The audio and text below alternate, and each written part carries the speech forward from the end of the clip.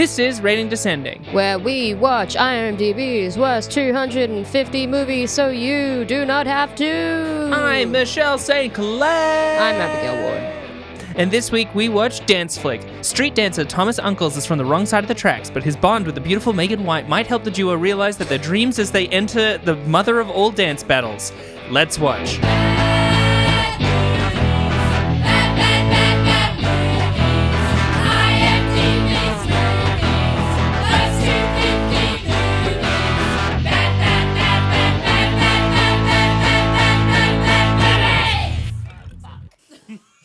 So as I mentioned, I'm getting cracking a diet Dr. Pepper.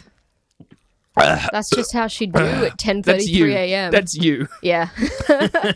So as I mentioned, I'm getting clawed into Chapel Roan. Yeah. You know? Hell yeah. I mean, who's not getting into Chapel That Roan? boy's a lesbian, baby. I feel like I'm usually like, I don't really take a lot of notice of like any rising stars necessarily. Yeah. Like Sabrina Carpenter, the appeal of her is a bit lost on me. Yeah, but I don't really get, especially because I get distracted by her former appearance on the Disney show Girl Meets World. Oh, never saw it. Well, it's maybe one of the most conservative sitcoms I've ever seen. I know it particularly because it has this weird episode where a character legitimately named Farkle is getting diagnosed with autism, and they treat it like he's been told that he is birthed evil.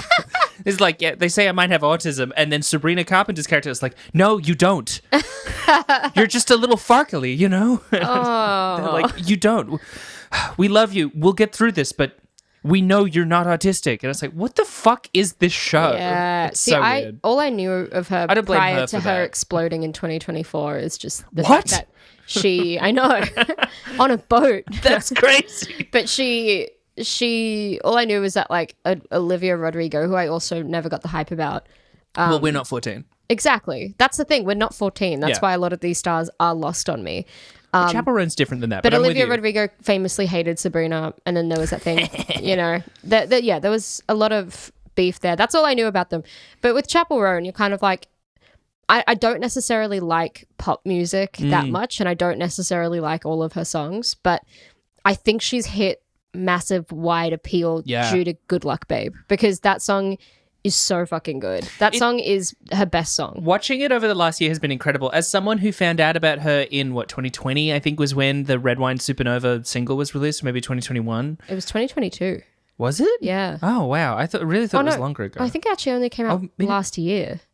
I No, swear to the God. album came out last year, but that single came out earlier. Okay. Because I found her TikTok ages ago because she makes ridiculous TikToks as well, and then was posting about Red Wine Supernova, a song that on first listen I liked parts of and didn't care for other parts of it, and then it just kind of earworms. I think that's what her songs do, is that you listen to it and you're like, yeah, but then there's one hook that you keep thinking about. So much modern pop is like no melody except for a hook. Yeah. And it's really fucking annoying. And that's the thing. Some of her other songs are like that, where I'm like, there's no real hook to some of the other songs, but she's really good at finding a very good hook for most of them. Yeah. And that's why with Red Wine Supernova, I wasn't even that into the like, baby, why don't you come over? I was like, whatever.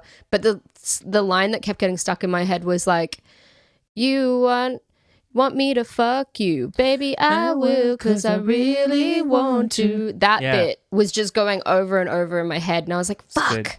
It's good. It's catchy. And same with like Good Luck Babe, every bit of it is perfection. And you can tell that she's actually gotten two very experienced songwriters in to help her, because that's why she's a great songwriter, but that's why it's so good. She has like two professional songwriters in now to help her. Yeah, I mean, they all do. You know? Yeah, well, Red Wine Supernova, she had a professional songwriter in as well. Yeah. But I feel like, it's interesting watching her when you listen to her old stuff and you're like, you're a good songwriter by yourself. And Pink Pony Club was really, really good. Which I think is a difference between her and some of the other pop stars who clearly rely just on the songwriters, whereas she also can fucking perform. She can perform, and she's got a good look and shtick, which is like Midwest princess. You're thinking like, at least I'm thinking like Missouri farming country. Yeah. I like her backstory and her lore of being this weird kid in a small Missouri town who's like moved to Hollywood. And I love her aesthetic. Like her aesthetic is really cool. Like she had this like interview where she had this like, her red hair was pinned down with these big silver clips, and she had this like gothic sort of 20s makeup on, and I was like, so there's a really smart team behind her. I Essentially, also think given that she is not only a lesbian but very publicly so, which is also fantastic to have mainstream popularity of such an unabashedly queer person who's not just like I'm a lesbian, but also like she describes her stuff as drag and then also shouts out other drag queens and queer artists and stuff. That's all very, very cool and very, very heartening. She is like the dark reflection of Chapel Roan is Jojo Siwa. yeah. Jojo Siwa would kill to be Chapel Roan. I think Jojo Siwa thinks that Chapel Roan is her dark reflection, and she's wrong. Jojo Siwa was like the first person doing queer pop music ever, apparently. Yeah, you know. Who would I have on my podcast? Fuck, it'd be embarrassing to be Jojo Siwa. She's just really young as well. She's But also, very to be young. fair, Chapel Roan's also quite young. But Jojo Siwa was younger. You know? But Jojo Siwa, like, I also think it's that thing that happens sometimes when people are famous too quickly. Like the Justin Bieber thing, where like he was famous too quickly and thus like a certain part of his brain didn't grow until later because you don't have to when you're famous. And that's why he was like spitting on fans and stuff. To a degree where I've heard from people who are genuinely fans of him that he's not like that anymore. And I'm like, okay, cool. Let it play as it may. You know, God be with you if you love him. But God be with you. God be with It's a new one for you. It is. God be with you if you love Justin Bieber. But I think Jojo Siwa's still in that stage. Yeah, where it's for like sure. just She's not still a quite kid. adjusting to. Yeah, She acts like a child, and she's had a very, I wouldn't say sheltered because I think the world of dance moms was fucked up, but I think it sheltered her in a sense as well. Well, but it's interesting because not only like she keeps trying to go like I'm rebranding as a grown up, and it's definitely what a 12-year-old would think is grown up stuff. She's trying to do a Miley, but she's not ready. I saw a video of her like talking with some of the other dance mums kids, and they were all like, "Yeah, that was weird," and she was like, "No, it was great." And it was like, oh, Yeah. there's a lot to unpack here. Yeah, fully. I didn't realize that Jojo Siwa, she's not a blonde.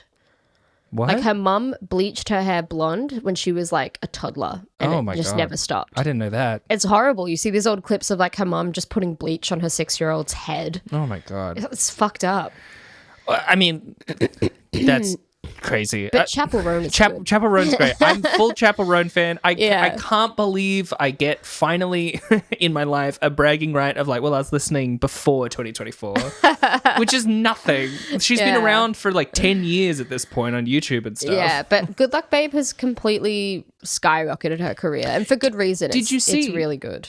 Rise and Fall of Midwest Princess entered the top 10 albums Yeah. in the last, like 2 years after release is insane, or a year after release is insane. Came out in like October last year. Right, but albums don't do that. They don't suddenly rise that long after they come out. They do when you're an online personality, where you've released an album and then you go viral a year later. That's the thing, That happened she's to not Olivia even- Rodrigo as well. Well, but that's also the thing. Sometimes it's like the very TikTok, like, oh, it's like it's viral on TikTok. It was like, no. This is just like genuine organic fame. Like normal Yeah. people know who Chapel Roan is what's Yeah. wild to me about it. I think that she's like, again, I think she's had a really smart team behind her, and the people that produced her album in 2023.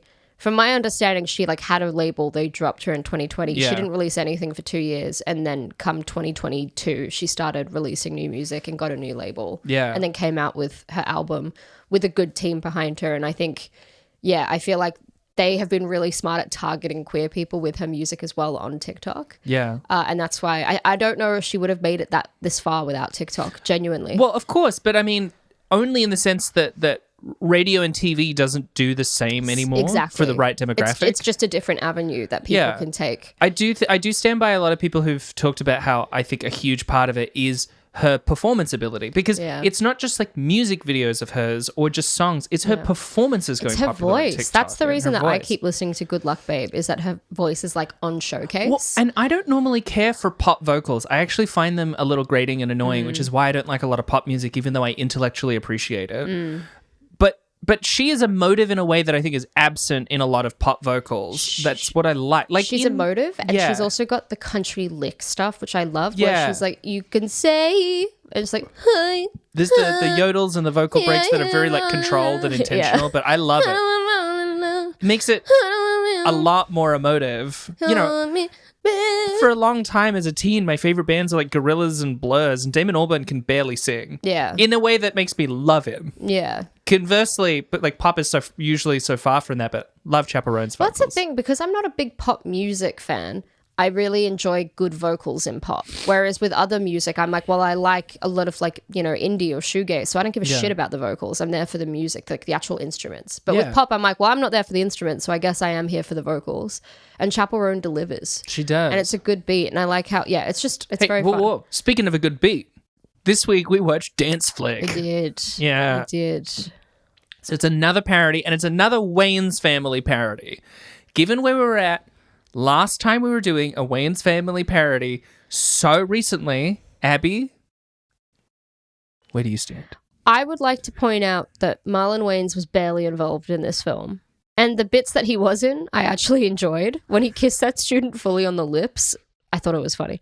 However, No. Hey, however, I want to just preface, I don't think this will be as antagonistic between us as you might think. So well, don't be so afraid. I hated this. You hated this? Yeah. What the fuck? I hated it. I don't get you. I hated anymore. it. It wasn't funny. I found this painful to watch. We've been friends for what, 12 years now? We've described each other as like sisters more than friends. I don't get you anymore. Hang on. I would like to point out here that like I want you to know that there is a certain sense, there's a reason behind my feelings towards this film. All I want to know is what the reason is. And there's reasons behind why I enjoyed 50 Shades of Black. Now, as we said, in 50 Shades of Black, a lot of the humor, there was a lot of like back and forth dialogue between characters that was making me laugh the most, of like, why are you showing me this? And then, when Marlon Wayans is like, do you want the stapler? And what do you want? There was a lot of funny back and forth dialogue.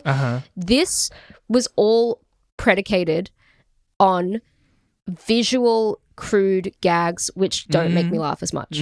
That's true. Therefore, I was watching this film being like, fuck, I hate this. This is so sad. Like, this is not funny. This is just like, someone basically being like, it didn't have any good high quality comedic performances to pull it up either, and the visual gags weren't funny enough. Whereas in Meet the Blacks, I think they were two good performers and they did really good back and forth dialogue. Yeah, but that being said, like, okay, so Damon Wayans Jr., who I primarily know from New Girl, being someone who had not watched many Wayans family things, I do think Damon Wayans Jr., as much as I found him frequently annoying on New Girl, I didn't particularly care for the character of Coach.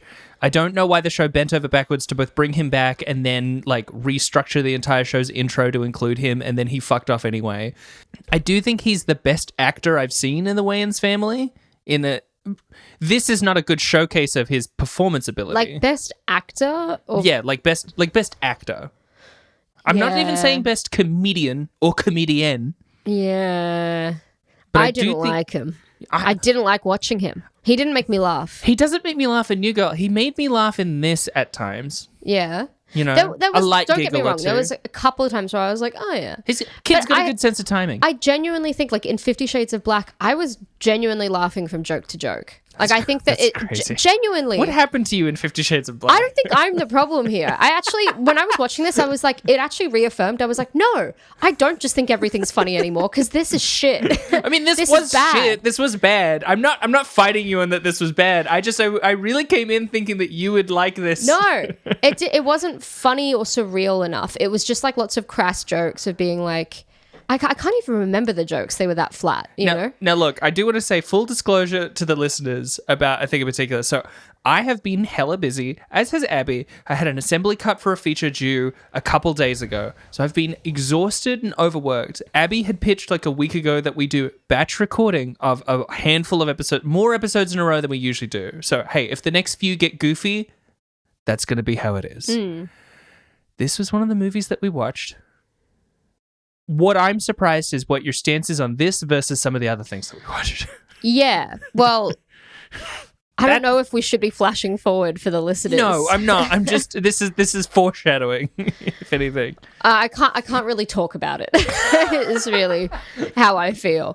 But I'm shocked too, but I think it made me realize that I'm not just being like, everything's funny now. I was like, no, this is shit. And the reason Meet the Blacks was good was that I think there were actually bits of Meet the Blacks that was just like surreal and self-aware, whereas this film didn't have that feeling of self-awareness. It wasn't making jokes about itself. It was just making jokes about like, this guy being a bad dad and this like Megan being like, they put Megan in blackface. Yeah, that was crazy. I don't know what it is with the Wayans family, but they've done more blackface on this list than any other movie combined. I just think, all of it was just a bit like flat. It was a flat film for me. I didn't laugh that much. I appreciated that Amy Sedaris was there. She did make me laugh. She was the best bit. She at the end comes in with La Di Da Di, fucking hip hop classic. La Di Da Di, we like to party. We don't cause trouble. We don't bother nobody. Yeah, I don't know that song. It's not only it's a great legendary song by Slick Rick feat Doug E. Fresh. Yeah. At the time known as the beatbox trainer. He kind of landmark beatboxer. Yeah. Literally was only a live version for ages, but like that phrase has been used over and over in hip hop, has references to La Di Da Di. So it's great as well. It holds up. I liked when she was a good, fun introduced track. as the dance teacher and she basically was going through every girl being like, whale alert. And then she tells a girl to kill herself and she jumps out the window. Like I can't even remember the specific jokes, but that at least I was like, well, Amy Sedaris has the best delivery. I mean, Amy Sedaris with black hair was a little crazy. Crazy to watch. Yeah, the wig was odd. Insane to say. Yeah. Look, we can get into bits that we enjoyed or bits that we didn't after some key details. Yeah. So this came out in 2009. It was directed by Damien Dante Wayans, who has also directed a bunch of their other stuff. Keenan Ivory Wayans, who was in this as well, is usually the director. I mean, he did Scary Movie, he's been the Landmark, but Damien Dante Wayans has also directed a handful of stuff for them. Is he a brother of Marlon and Sean and Keenan? So I looked up the Wayans family tree because I was trying to figure out how it actually works because we've never done that. Well, they've been very prominent in this list, so we should become familiar. So the original this is actually a good piece of key details. I mean, we've only got so much to talk about. So the original Wayans were Howell Stoughton Wayans and Elvira Alethea née Green. What the fuck? They were a supermarket manager and a homemaker / social worker, respectively, from New York City. They had 1, 2, 3, 4, 5, 6. Jesus, they had 6 kids. Yeah. Dwayne Howell Wayans, former writer and composer. Keenan Ivory Wayans, actor, comedian, director, and writer. Yeah. Right? By the way, Keenan Ivory Wayans, he had a child, Daphne Shemaine Denise Polk, and who also respectively had another child, Craig Mickle Wayans.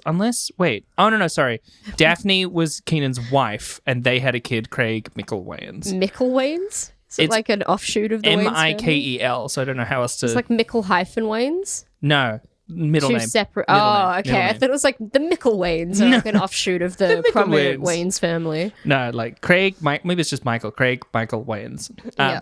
There's Damon Kyle Wayans is the third of the originals. Yeah. His child is Damon Wayans Jr. Okay.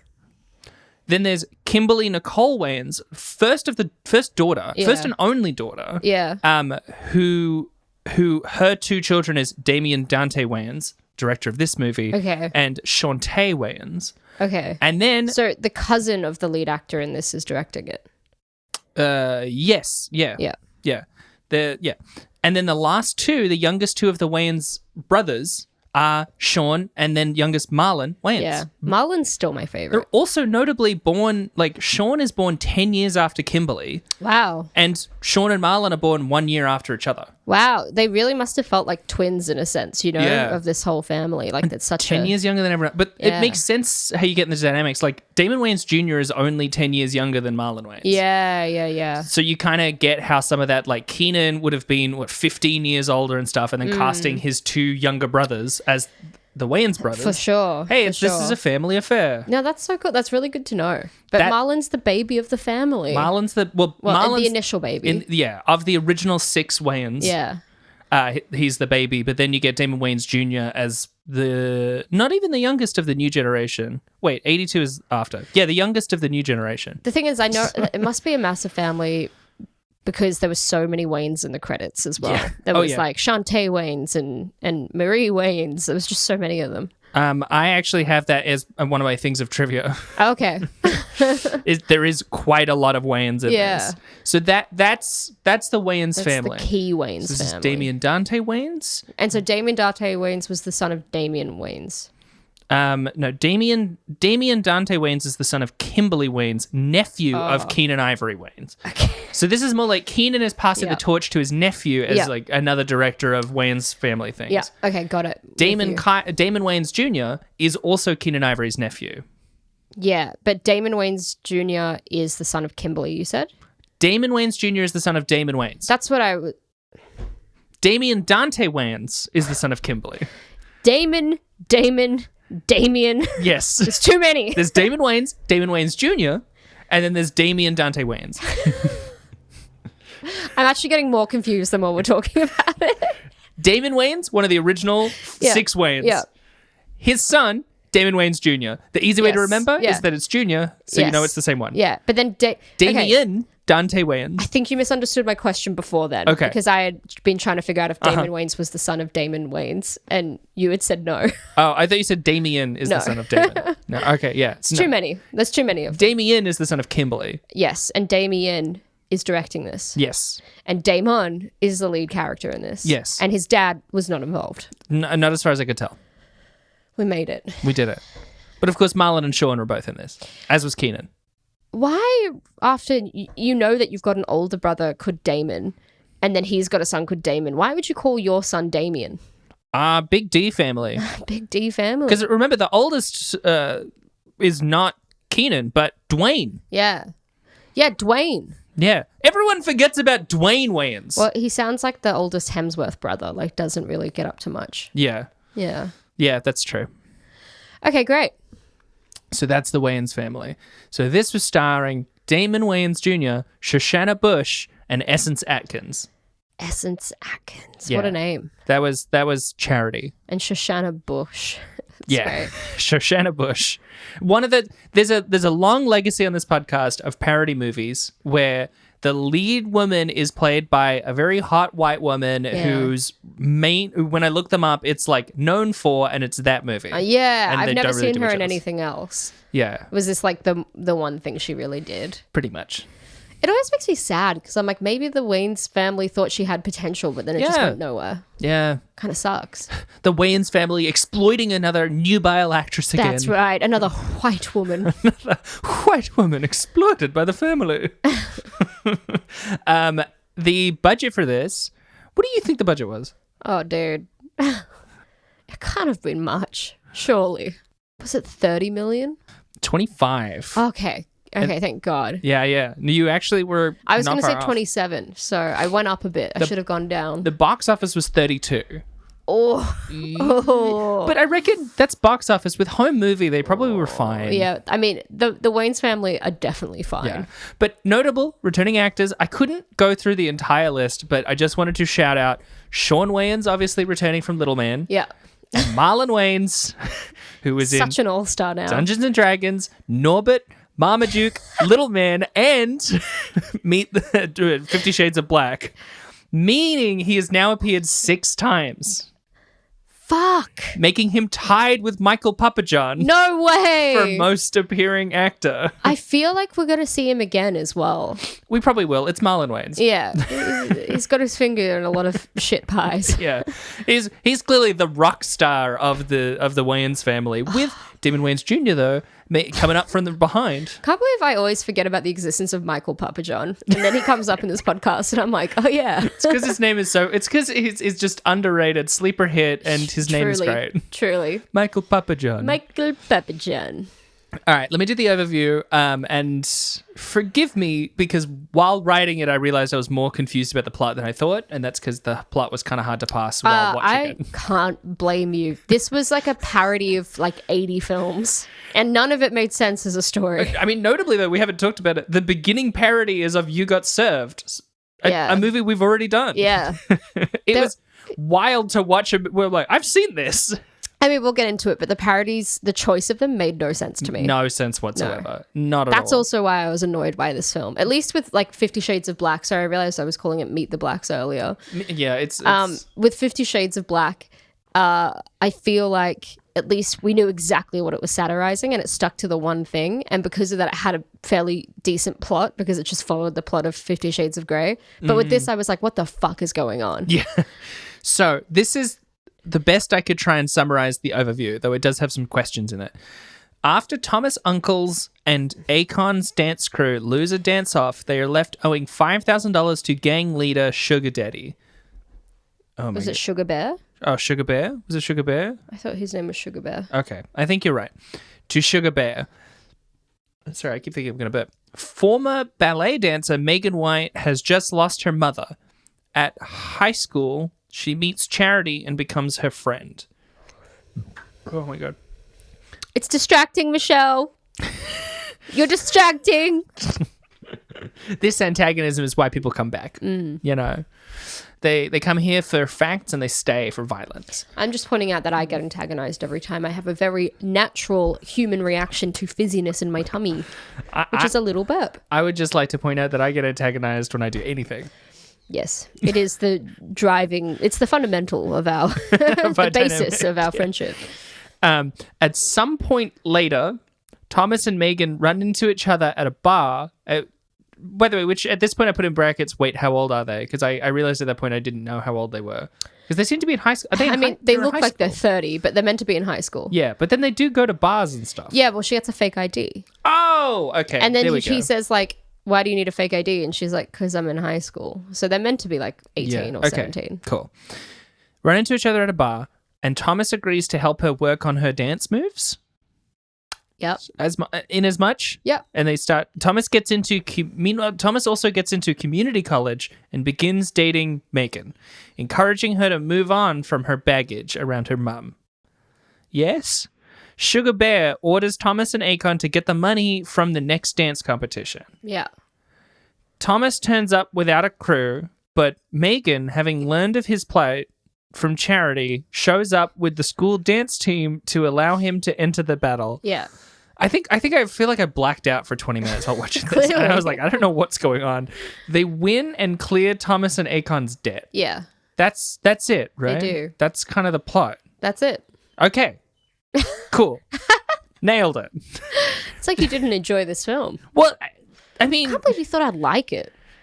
I don't think my sense of humor is that bad. I can't predict what you will or won't like anymore. There was a cleverness to 50 Shades of Black. No, there wasn't. Did not have. No, there wasn't. I think there was. A cleverness to it. Okay, like a surrealism. And a surrealism I'll accept. A cleverness, no. But at a fundamental level, I think the back and forth between them was funny. Like I found it genuinely quite not witty. Witty's not the right word. I do think Callie Hawk was funnier than Shoshana Bush. Shoshana Bush really delivered nothing, I will say. Whether or not I agree on whether Marlon Wayans or Damon Wayans Jr. are funnier, I think Callie Hawk was funnier than Shoshana Bush, Marlon and that Wayans dynamic was definitely better. funnier than Damon Wayans Jr. Are Sure. you kidding me? Marlon Force is the comedic, like Marlon Force. Marlon Wayans is the Dwayne Wayans. Sorry, I just realized. What the fuck? Marlon Wayans is the comedic force of the Wayans family. He's funnier than Sean. Sure. Sean has never been funnier than Sean's not Marlon. funny at all. I know. He's kind of annoying. He was annoying in Scary Movie. He was annoying in White Chicks. Oh, you know what? He was funny in one bit, which was, I think, in my opinion, easily the best joke and the one that actually made me laugh out loud, which was he shows up to Charity's house where also Megan is and stuff, and he's like, I'm here to pick up my son. Yeah. And then he walks over, like beautiful music starts playing. He picks up his son towards the camera and he's like looking at him beautifully and then puts him down and is like, all right, I'll go. Be back next week to pick him up again. Yeah. And then he gives her like a photo of him and it's like you can Photoshop the baby into like this empty space in his arms. Some of the jokes were like kind of fun. That's pretty funny. But I feel like with 50 Shades of Black, I was thinking like, was it my mood? Like I really had to think about where this was coming from. Yeah, but sure. With 50 Shades of Black, I was genuinely trying to not laugh and stifling laughs because I was like, this is so dumb. But with this film, I was like, I was trying to laugh. You know, I was trying to look for reasons to laugh. You know what I think part of it is? 50 Shades of Black had the thing of by mostly focusing on 50 Shades, right? the plot framework was better, but it also meant the jokes existed within that. So the joke less relied on what I would describe as a DreamWorksian joke of, oh, hey, I remember that. Yeah. So one of the early jokes that I got really quite cranky at is when she's doing a dance audition and it immediately cuts and she's doing it exactly the dance in Little Miss Sunshine. Yeah. Which is not a joke. It's not a joke. And where is the Little Miss Sunshine coming into it? Like, it's not the kind of dance film they were parodying. But it's also, they're not making a joke about that scene. A scene which, by the way, is played for comedy. It's funny, yeah. But she also just does it exactly. That's what I mean. What am I laughing at? I feel like at least with 50 Shades of Black, it was an easy target where I'm like, yeah, this, like 50 Shades of Grey was fucking dumb. And I liked all the stuff they were making fun of about it. But with that, I was like, what are you poking fun at with Little Miss Sunshine? It's not even about dancing. Like, the dancing is superfluous. It's about the road trip. It's about the family dynamics. Yeah. And so you can't really claim, well, it's a dance film. It's not. And also, that bit, as you say, was already meant to be funny, and it's not a film that's bad enough to be made fun of either. It's in also, a sense. well, but it's also like Dirty Dancing, or is it Flash Dance? You know, the bucket. That's parodied in heaps of things, but usually the joke there is it's ridiculous to do the very specific Flashdance thing with this character. You know, it'll be like Brett from Flight of the Conchords, or it'll be, an animated bull in some fucking piece of shit. Yeah. You know, where it's like, oh, the gag is at least like it's very silly for this character to do this. She's in a dance audition doing a dance. And also, God, I feel like as well, like the whole like High School Musical Troy Bolton thing was really shit. Like they were... I really kept thinking they were going to do a joke about it, and they just didn't. They didn't. The joke was that he's gay, and then at one point they did a Fame ripoff, but he was singing like Flame, I'm gonna love men forever. And then Claude saw me watching it. He was like, "What are you watching?" And I was came like, out of nowhere. Too. Yeah, I was like, "Oh, you don't want to know. Like, you don't want to be part of this." That was where I wrote down like, did I fall asleep? Because I didn't. It really came out of nowhere, and I was like, when did this begin? When it ended, everyone pretended it didn't happen. What I want to know is how many things did it end up parodying it, because like I feel like the things it was parodying were not always about dance, and also basically there was too many things they were drawing from where it felt so confused and cluttered as a parody film. No parody film was great, don't get me wrong, but at least Scary Movie 1 stuck to 3 or 4 core films that they were like sending up. The more you add to it, the weaker it gets. It's what makes something like Top Secret work, which it's got some core things, or at least a genre that it is pulling from, and then there's a ton of silly jokes that aren't necessarily just genre references. They're silly jokes that end up spoofing sequences in those things. Man, we're really deep in satire, considering we're doing Scary Movie 5 next week as well. I know, it's crazy. There's a lot of overlap in my brain, because I'm like, well, we're talking about one Marlon's, like Wayans Brothers film. We're technically going to talk about another one because they produced them. They produced Scary Movie. Yeah, but I think that's just like legal obligation. Yeah. There is a list on the Wikipedia. So I was looking at my notes and I forgot that there's a bit where he says he wants to be a vaginacologist, which I did think was kind of funny. Rather than a gynecologist, a vaginacologist is very funny. And he thinks about them all the time. On Wikipedia, at the very least, there is a list of what it parodies, and I can read it out for you if you want. I mean, we got to fill time, you know. We got to...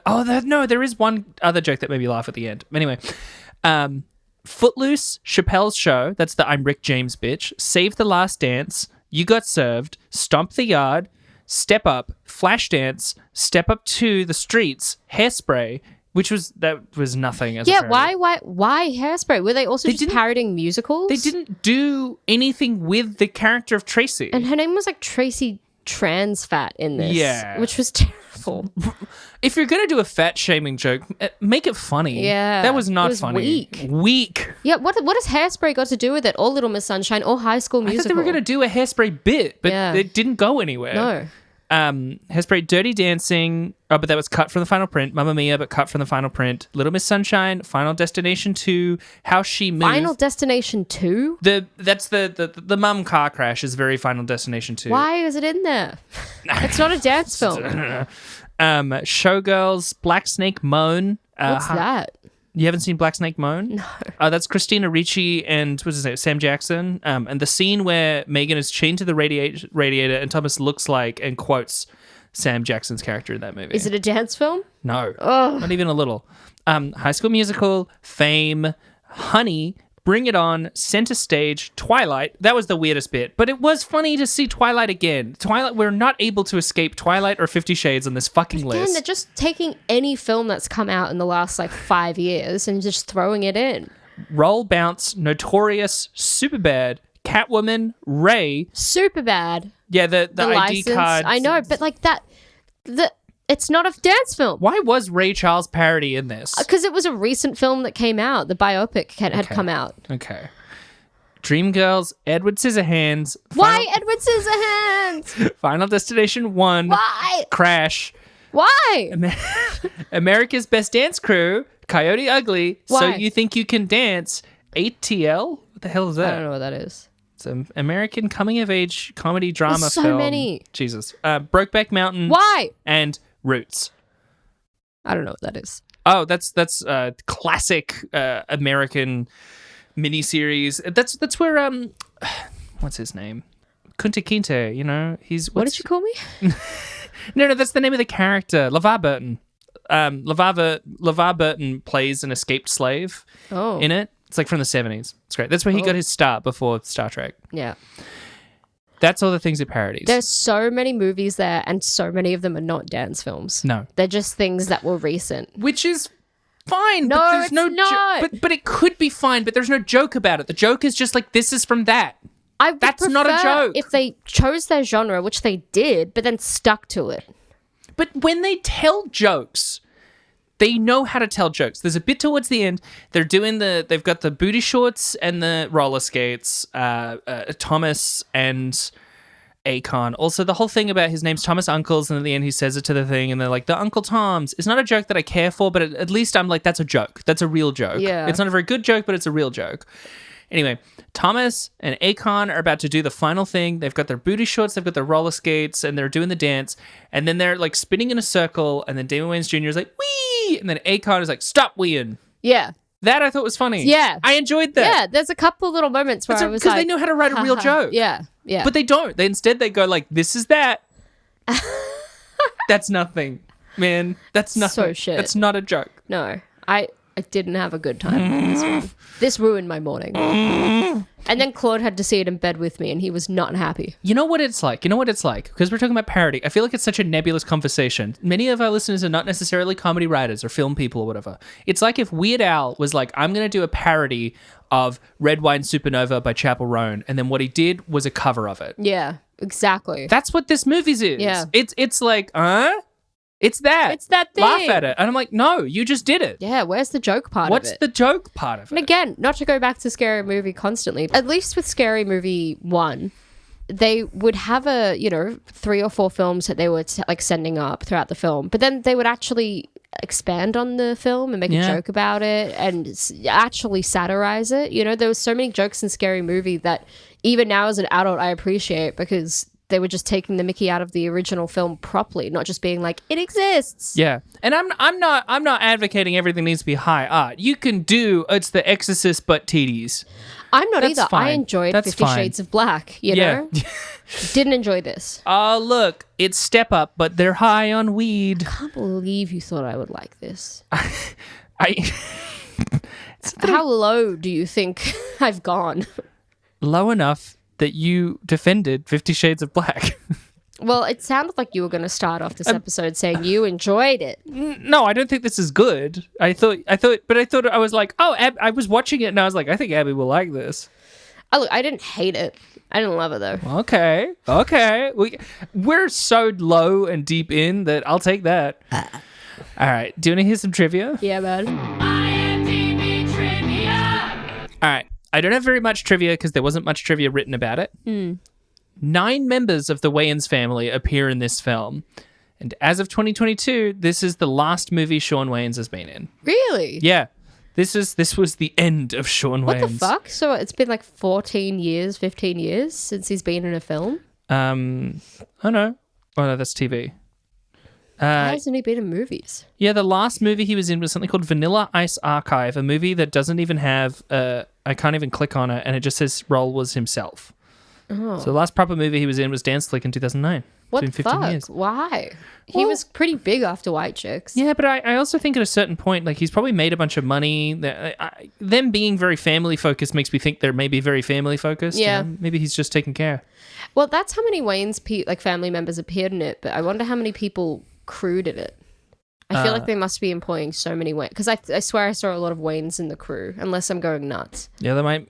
Let me. You don't need to check. No, I have to. I have to now. Oh my god. I have to now. Okay, wait. All cast and crew. Here we go. And then I can just find Wayans.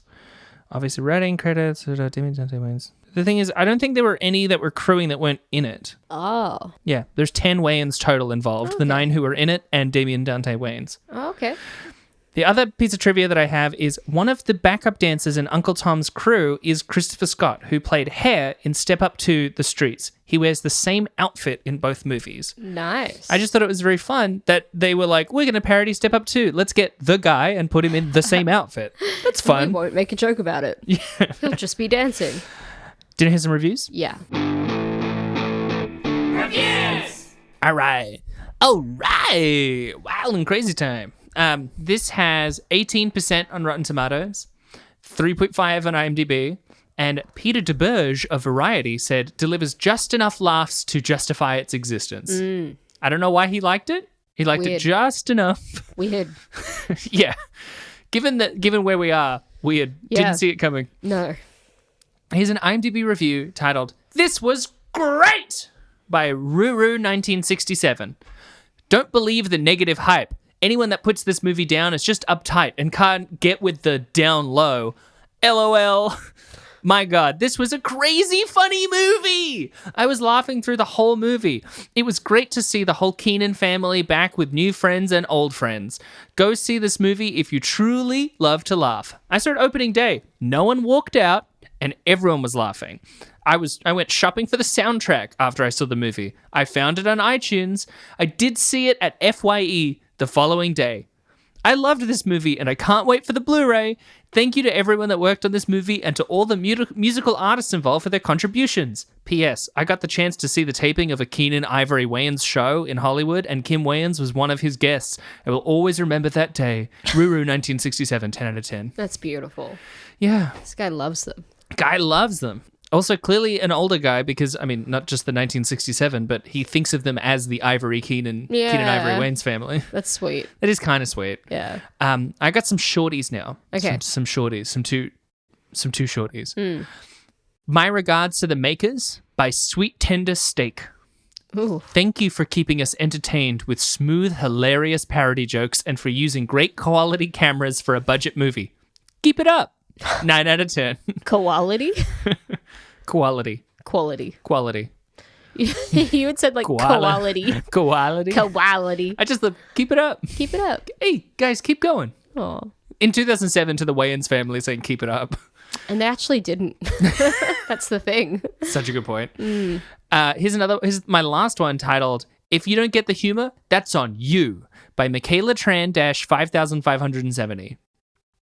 It's a great parody film, really funny, and if you think acting is bad, that's literally the whole point. It's a parody film. Don't rate a film bad because your humor is linear. 8 out of 10. My humor's not linear.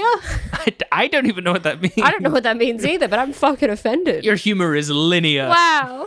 You normie. You You idiot. know me. My humor scatters, it clouds, it nodes out from a single point in time. Your humor is consecutive, in a row, Imagine linear. being linear. As someone that's non-linear, cringe. Oh, you experience time linearly? Cringe. That was the good people of IMDb. Abby, what was your review? I wouldn't watch this again, ever. No. I don't think you could pay me to do it. I think I'll give it a 2. It looked like a movie. It's apt summary. It's all you're getting. You're right. It did look like a movie at times.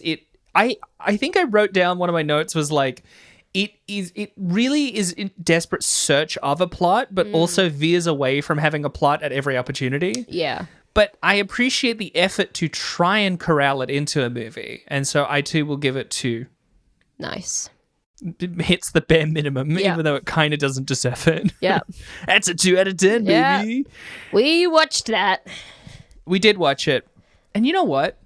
There's places where you can find out us watching them more and more.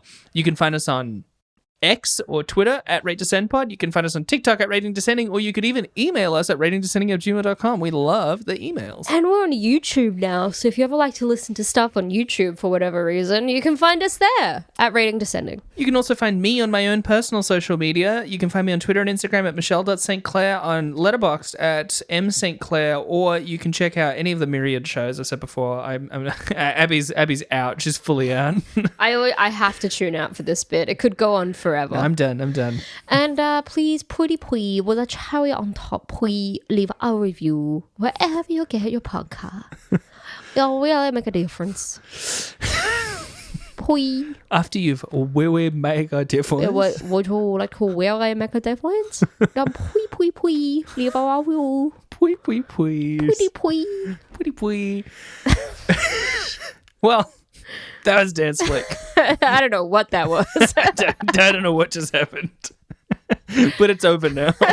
That was part of Dance Flick. Yeah. Abby, what are we watching next week? Michelle, next week we're watching Scary Movie 5. Ooh. As mentioned. I have seen the first 4. Same. I think I've actually seen the second and fourth ones the most. I think I've seen the third one the most. Yeah. And the second I think as well. the third one I only saw once, and I don't think I finished it. Fair. I liked it because it was a Signs parody, and I loved Signs. I thought it was scary. Oh, what, the aliens? I just thought it was scary. Signs or Scary Movie 3? Isn't the ring girl in it at one point? Yeah. Spooky. Yeah. Ooh, sorry, Scary Movie 3 was too scary? As was Scary Movie 1. Oh, Michelle. We'll talk about it. Okay, all right. Well, see you there. Bye. Please. Come back next week. Please.